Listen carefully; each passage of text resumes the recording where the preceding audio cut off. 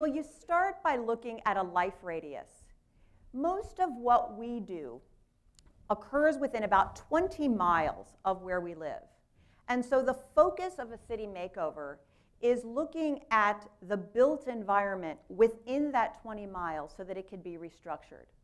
And the place that it has to start is by looking at the built environment itself, which of course is very much controlled by the budgets and elected officials and public policymakers.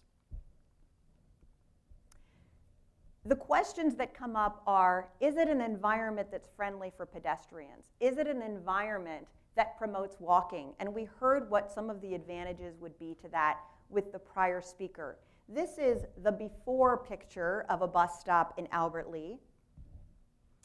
And this is the after picture. You can see the traffic lights that make it safe to cross, the new bike lanes, a shelter so that if somebody does wait for the bus that they're protected from the weather, and you can see some extra greenery in the area as well. There was also a 3-mile walking path put around the lake that is so beautiful, and all of that built infrastructure promotes creating more of a social environment. So with the addition of an environment that promoted walking and being outside, the Blue Zones team helped Albert Lea become more social. And so they organized what the Japanese call mawais, or walking groups.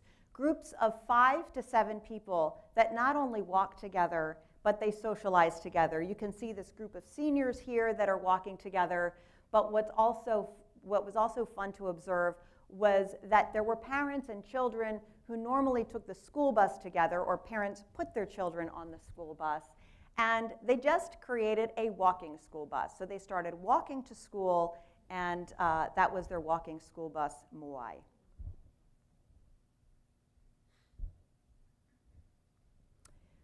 After you create a social network, you also have to look at the building environment.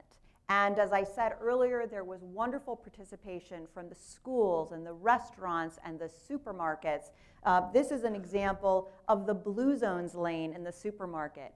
The store owners were very cooperative in putting the less healthy foods on top shelves or lower shelves where they would be less tempting and more inconvenient to reach, and put the healthier Blue Zones type foods right at eye level.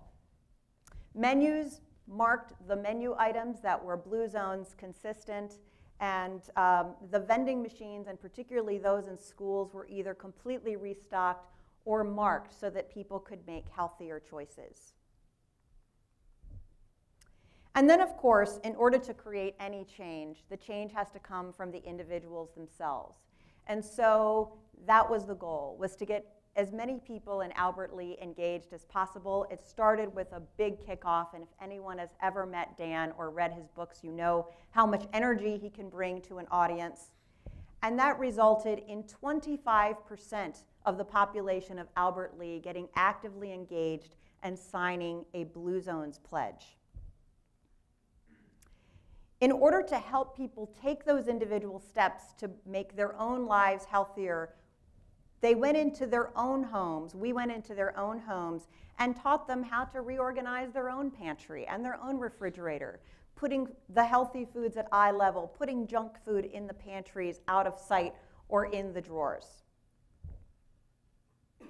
And because purpose and giving back is so important, the Blue Zones team also organized bringing together community organizations that needed help with the people of Albert Lea who wanted to help, and brought them together so that it was so easy for people to give back and contribute and share and have purpose.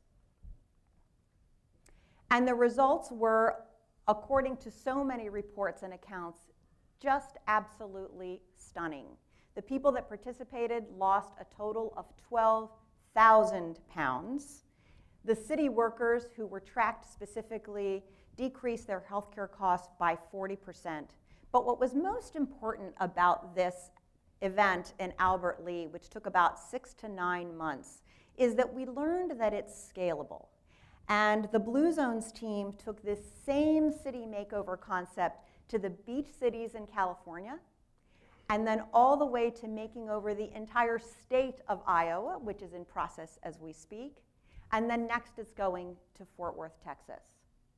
But I'd like to make sure that you don't think that you don't have to wait for Blue Zones to come to Kansas City or to come to a city near you, because there are so many things that you specifically can do to create your own Blue Zone. So number one, move. Move naturally.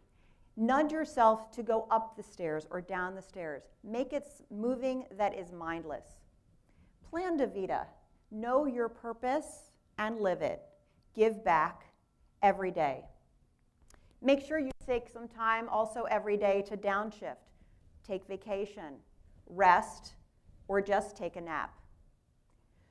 Do what the Japanese do, ikigai, which is the 80% rule. Stop when you're 80% full.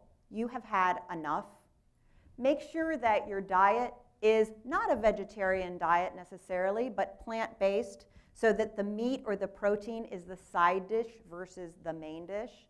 And you can have a healthy dose of red wine, but make it moderate and spread it out across the week. You can't binge drink on Saturday. Sorry to the students in the audience.